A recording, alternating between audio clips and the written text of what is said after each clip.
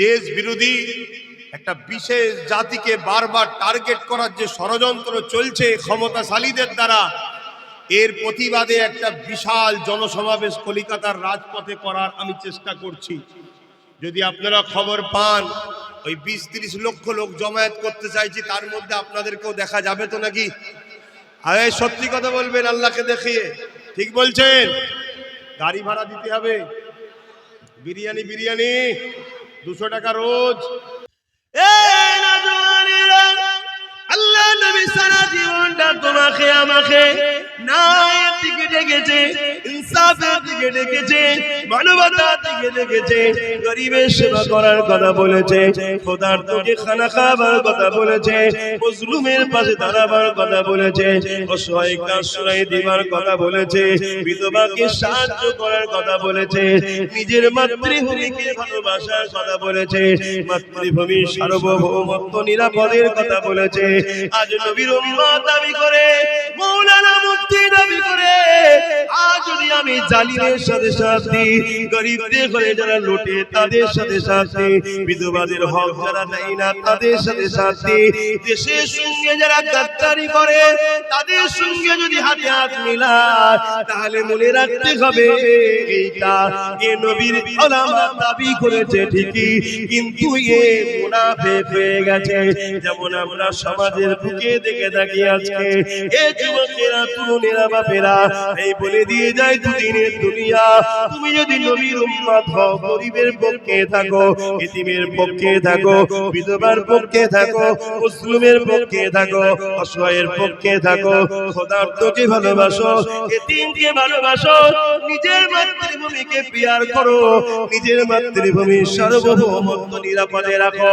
মনে রাখবে, যদি তুমি এগুলো না করো, তুমি নবীর উম্মত দাবি করাটাই বৃথা হচ্ছে।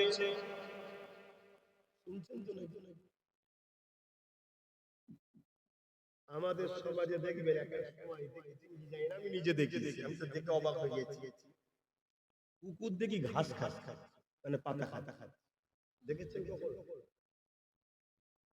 কেন খায়?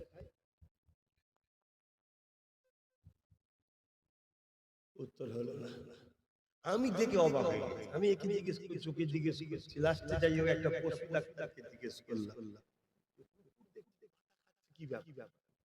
বলছে, ভাইজান, কুকুর যখন পাতা খাবে জানবেন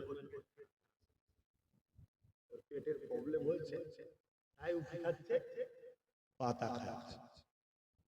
আহা, ঠিক তখনই আমি বুঝলাম, আলেম ওলামারা যদি দেখেন অত্যাচারী, বেঈমান, মুনাফিক এদের সঙ্গে দল করে উঠা বসা করে, তাহলে জানতে হবে এর ঈমান। কুকুর যেমন ঘাস খেলে, পাতা খেলে জানা যায় পেট খারাপ হয়েছে, উলামা যদি, আলেম যদি ভিক্ষা খায়, জুলুম অত্যাচারীদের দয়াতে হাত পেতে চলে, তাদেরকে তাজিম সম্মান করে, তাদেরকে ভিআইপি করে, জানতে হবে এই উলামারও পেট খারাপ হয় না, ঈমান খারাপ হয়েছে।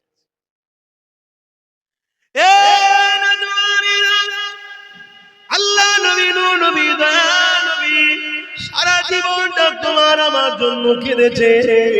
এই নবীর উম্মতদেরকে বুঝিয়ে দিয়ে যান, সেই নবীকে কষ্ট দিও না গো, নবীর দ্বীনের ক্ষতি করো না গো। নামাজ যেমন পড়তে হবে, গরিবের পাশে তেমন দাঁড়াতে হবে, রোজা যেমন রাখতে হবে, হালাল তেমন খেতে হবে, হজ যেমন করতে হবে, এতিম অসহায়কে সাহায্য করতে হবে, বিধবাদেরকে সাহায্য করতে হবে, মা বাপকে যেমন ভালোবাসতে হবে, গ্রামের তোমার দুঃসম্পর্কের হলো আল্লাহ সৃষ্টি মানুষকেও সাহায্য করতে হবে, পেয়ার করতে হবে।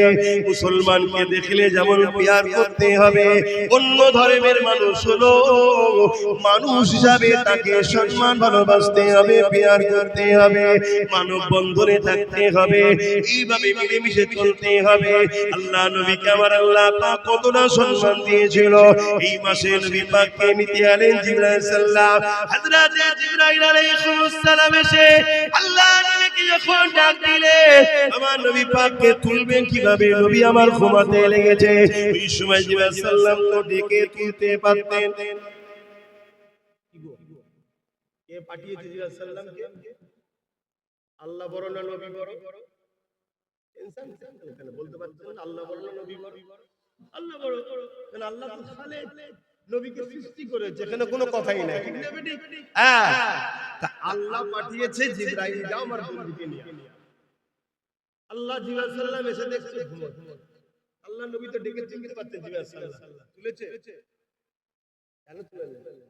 জিবরাইল জানে যিনি পাঠিয়েছে অবশ্যই ইনার থেকে বড়, কিন্তু জিনার কাছে পাঠিয়েছে ইনি হলেন আল্লাহর বন্ধু। জোরে বলুন সুবহানাল্লাহ। ইনারও একটা আদব আছে। তাহলে জিবরাইল ফেরেশতাদের বাদশা, ফেরেশতাদের সরদার, তিনি আমার নবীকে তুলবে কিভাবে সে টেনশনও করছে যে নবীকে তুলতে গিয়ে কোনো বিয়াদবি হয়ে গেলে আল্লাহ আমার উপরে নারাজ হয়ে যেতে পারে। আর আজকে কিছু কিছু আলেম ওলামা বেরিয়েছে, তারা আমার নবীর সাথে ভাষা ব্যবহার করছে। কি ব্যবহার করছে? বলছে নবীরা নাকি গরু ছাগল সব চড়া কিছু বলছে। আই রে কাফের বক্তা, আল্লাহ তুমি যদি হিদায়াত কপালে থাকে তুই পরিবর্তন হবি না, ছিল জাহান্নামী হতে হবে, ঠিক না বে? ঠিক গো, আওয়াজ দে বলো। কোন সাধারণ লোক নবীর সাথে এরকম কথা বলে? এই দেখেন মাওলানা কালকে শিখবে না শিখবে। ইসলামের সবথেকে বেশি উপকার করে উলামারা, আর ক্ষতি করে কোনটার পক্ষে থাকবেন ভাবতে হবে না? এই নজরানিরা, হযরত জিবরাইল আলাইহিস সালাম আমার নবী পাককে কিভাবে তুলবেন? আল্লাহ পাককে জিজ্ঞাসা করলেন, আল্লাহ আপনার হাবিব ঘুমাচ্ছে, আমি জিবরাইল কিভাবে উঠাবো? শুনে রাখো যুবকেরা, শুনে রাখেন আম্মা জান আব্বা জানেরা, হে আমার বোনেরা, শুনো শোনো, তোমার আমার নেতা, তোমার আমার রাসূল, তোমার আমার শাইখা দুলজারের সুলতানের কত সম্মান দেখো। সমস্ত ফেরেশতাদের সরদার হযরত জিবরাইল সাল্লামকে আল্লাহ জানিয়ে দিলেন, এ জিবরাইল আমার হাবিবের কদমের গোড়ায় বসে যাও, আমার হাবিবের কদমের গোড়ায় বসে গিয়ে তোমার ঠোঁট লাগিয়ে আমার হাবিবের পায়ের তালুতে চুমা দাও। আরো জোরে বলুন সুবহানাল্লাহ।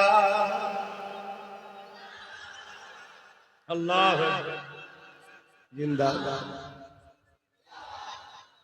বলো না, লব্বাইক ইয়া রাসূলুল্লাহ। আমার নবীর সম্মান কত বুঝছেন? সেই নবী পাক সাল্লাল্লাহু আলাইহি ওয়াসাল্লামের বিষয়ে কথা বলতে গেলে ভাষাটা ঠিক রাখা দরকার আছে। যারা আমার নবীর বিষয়ে ভাষা ঠিক রাখে না, ওই উলামা তোমাদের ঈমান ঠিক রাখবে? তোমাদেরকে ভগবানের ভালো চাইবে? হুজুরের পায়ের তালুর তলায় জিবরাইল সাল্লাল্লাহু কি করছে? চুমা দিচ্ছে। আল্লাহ নবীর ঘুমটা ভেঙে গেল। নবী আমার যখনই ঘুম ভেঙে গেল, উঠে বসে পড়লেন। হযরত জিবরাইল সাল্লাল্লাহু সালামটা দিয়ে দিল। সালামটা দেওয়ার পরে আল্লাহ নবী জিজ্ঞাসা করতে লাগলেন, ও হযরত জিবরাইল কি খবর নিয়ে এসেছেন? হযরত জিবরাইল সাল্লাম বলতে লাগলেন, ইয়া রাসূলুল্লাহ, হাবিবাল্লাহ, মুবারকবাদ আপনাকে, আল্লাহ পাক আপনাকে দাওয়াত দিয়েছেন, চলেন চলেন দিদার হবে। এ যুবকেরা, তোমরা বাপেরা, আমার নবী পাক বড় খুশি হয়ে গেলেন। আমার নবী পাক রেডি হয়ে তৈরি হয়ে গেলেন, বুরাকে উঠতে লেগেছে। যখনই বুরাকে উঠতে যাবে, পুরা মাথা নাড়া দিতে লেগেছে, মাথা নাড়া দিতে লেগেছে, মাথা নাড়া দিতে লেগেছে, যাতে করে নেবে না এরকম বলতে লেগেছে। হযরত জিবরাইল বলতে লেগেছে, এ বুরাক, তুমি কি জানো তোমার পিঠের উপরে কে বসতে লেগেছে? বুরাক বলতে লেগেছে, জিবরাইল, আমি জানি কে বসতে লেগেছে। আল্লাহ যখন বুরাক কোনকে সৃষ্টি করেছে, বুরাকটা কি জিনিস জানেন তো নাকি? এই যে বিদ্যুৎ বলা হয় না, বিদ্যুৎ, এই বাক থেকে বিদ্যুৎ নামটা এসেছে। বিদ্যুতের বিশাল গতি বলে, বুরাকের বিশাল গতি বলে একে বিদ্যুৎ নাম দেওয়া হয়। বুঝতে পারছেন তো নাকি? কিন্তু এর বিদ্যুতের থেকেও আরো বেশি গতি হলো বুরাকের। জোরে বলুন সুবহানাল্লাহ।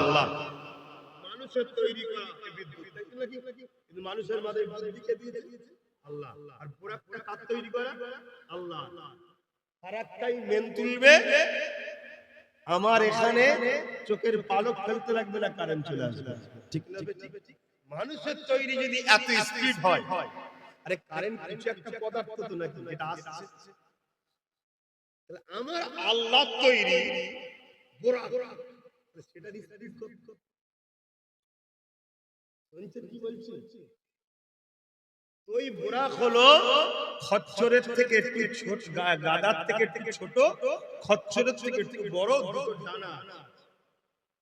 ওই বোরাকে করে হুজুরকে নিতে এসেছে দিবা। বলি নাকি আমার হুজুর